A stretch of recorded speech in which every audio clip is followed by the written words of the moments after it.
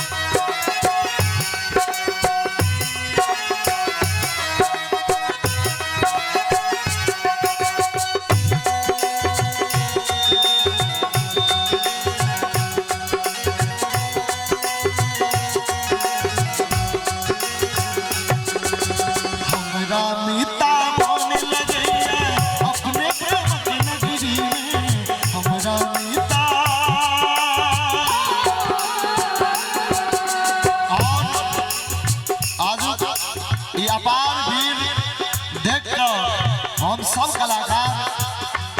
बहुत दिन के बाद इतने भीड़ देख लो हमरा मीता अपने प्रेम की नगरी में हमरा मीता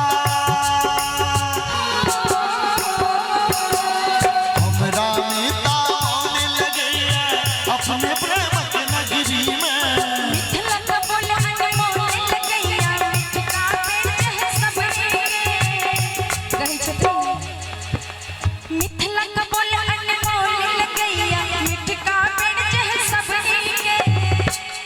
झुक झुक करे छी हम माई के प्रणाम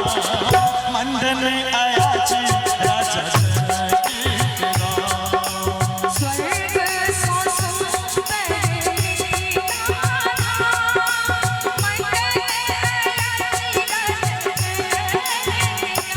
हो जयता बिना बनला रचना जी कने हमरो अभियो बहुत भीड़ छे नजारा देख लियो जयटा विद्यापति के गानियो स्वर्ग सो सुंदर मिथिला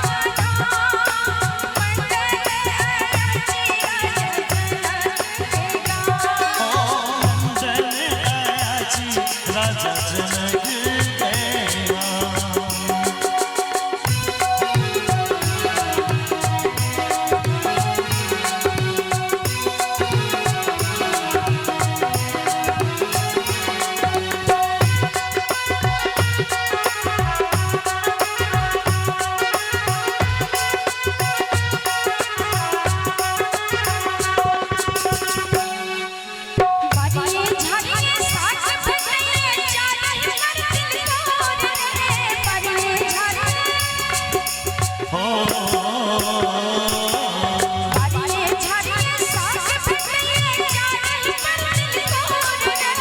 पवन झमका खेता नहीं बिस्केता ठोर रे एता पवन झमका खेता नहीं बिस्केता ठोर रे। और बहुत सुंदर अपना मिथिलांचल के स्वागत में भेटते डॉक्टर साहब जी डॉक्टर साहब कने ध्यान देवे स्वागत में भेटते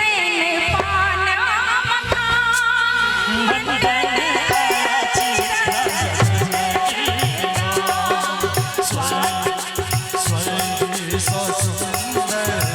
मिथिला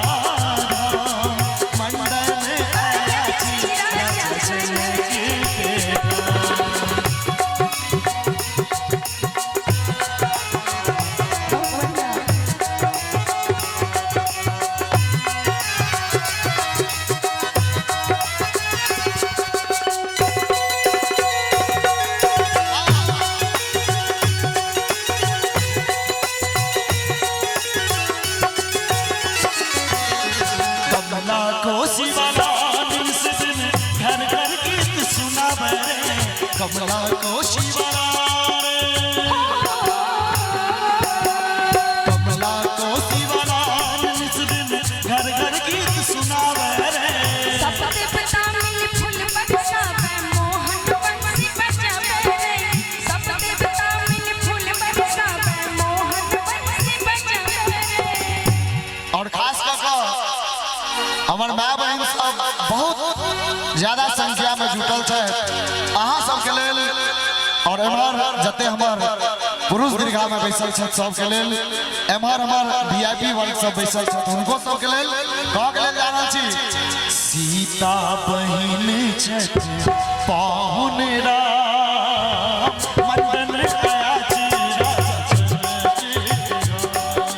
सीता बहिन छथि पाहुन राम मंडन रची राजा जनक के राम।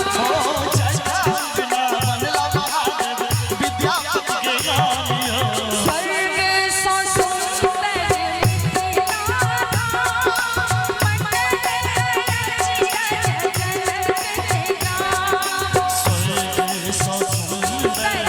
मिथिला मंडन